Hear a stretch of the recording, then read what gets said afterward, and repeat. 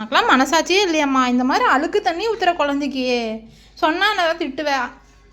இல்லைம்மா, அழுக்கு தண்ணி இல்லைம்மா, இது கண்ணீர் தண்ணிம்மா. இது ஊற்றினா குழந்தை சீக்கிரம் நடக்குமா.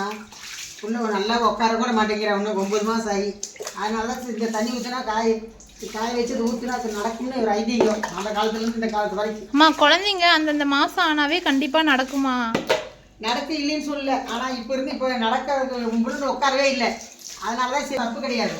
அரிசி கல்லீர் தானே, வேறு ஏதாவது ஊற்றுறேன் நான். டிச்சிலையும் வந்து ஊற்றுறாங்க, கல்லீர் தண்ணி ஊற்றுறதுக்கு பிள்ளைக்கு என்ன?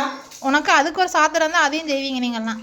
ஆமாம் ஆமாம், டிச்சிலையும் ஊற்றுறாங்க பிள்ளைக்கெல்லாம். டிச்சில் ஊற்றல, இது கல்லீர் தண்ணி ஒன்றும் தப்பு இல்லை, நல்ல தண்ணி தான் ஊற்றுறேன். சீக்கிரம் கூட நடந்துக்குவா. நாங்களாம் இங்கே இப்படி தான் ஊற்றிருக்கிறோம். 8 மாதம் ஆயிடுச்சு, அதுக்கப்புறம் தாம்மா இனிமேல் உட்காந்து பழகுவா. சும்மா அவளை பிடிச்சி உட்காரல, நடக்கல, அது பண்ணல இது பண்ணலன்னு சொன்னால் எப்படிம்மா நடப்பா? என் குழந்தைங்க 5 மாதத்துலேயே உட்காந்தாங்க, 5 மாதத்துலேயே உட்காந்தாங்க. உங்களே 8 மாதம் வரைக்கும் உட்கார மாட்டேங்கிறேன். அதுக்குன்னு இந்த அளவுக்கு தண்ணி ஊற்றுவாங்க பாரு. தண்ணி பாலாடுறதுனால என்ன? கல்லீர் தண்ணிக்கு என்ன தப்பு? அரிசி கல்லீர் தண்ணி தானே அது, நம்ம வீட்டு அரிசி கல்லீர் தண்ணி. அது என்ன நல்லா தான் நான் ஊர்லேருந்து வாங்கிட்டு வந்தேன். லட்டு தண்ணி இந்த மாதிரி தண்ணி ஊற்றிக்குவியா நீயே? ஊற்றாதீங்க, எனக்கு இந்த மாதிரி தண்ணியெல்லாம் ஊற்றாதீங்கன்னு சொல்ல மாட்டேன். நடந்துனா எதுக்கு நான் ஊற்றுறேன்?